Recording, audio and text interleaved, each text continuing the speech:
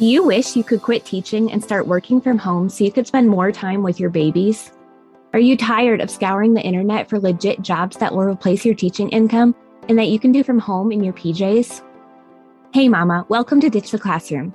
I know you're over there Googling jobs for teachers, legit work at home jobs, or start a side hustle, yet you can't figure out how to take that first step toward quitting teaching.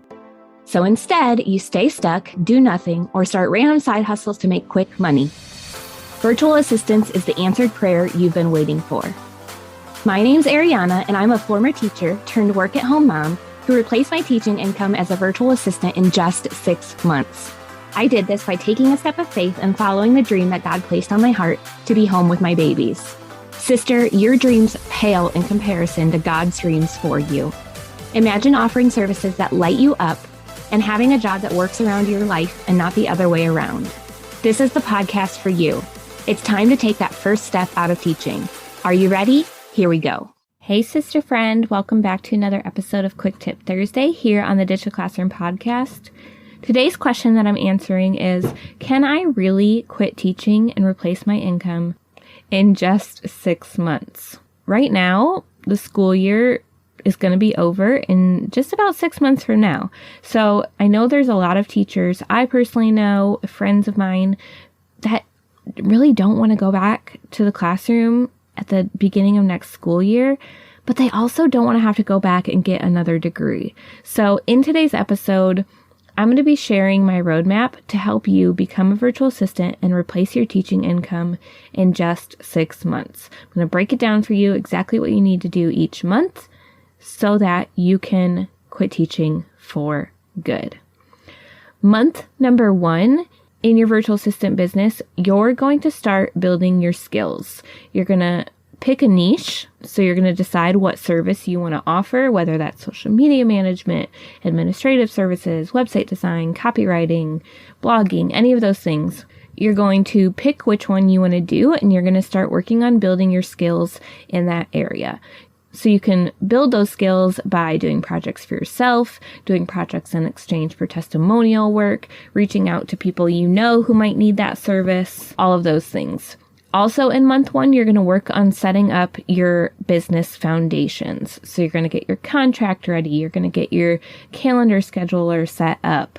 You're going to create a document to start tracking your taxes and your income. All of those business foundations should be in place from the beginning. That way you're not scrambling to get them together once you actually start looking for clients. So month 1, you're going to build your skills, pick a niche of what service you want to offer, and set up your business foundations. Once you've got that in place, month 2, you're ready to start looking for clients. You should be networking to find clients anywhere from 30 minutes a day to an hour a day. This is the main thing you're going to be doing in your business at the beginning. Networking, building relationships with people, asking them if they need that service or if they know anyone that does, doing it in a respectful way. You don't want to just show up in somebody's inbox like, hey, want to hire me? No, you want to build a relationship with them, take your time, get to know them, show that you care about their business, and then like a couple weeks into building that relationship with them, ask them, hey, do you know of anybody that needs social media management help, or would you need some social media management services, for example? This is a great way to not be too in your face and just put into their mind like, hey, I offer this service. I'd love to help you. And even if you don't need these services, maybe you know someone who does. So start building those relationships in month 2. And your goal is to land your first client in month 2 of your business.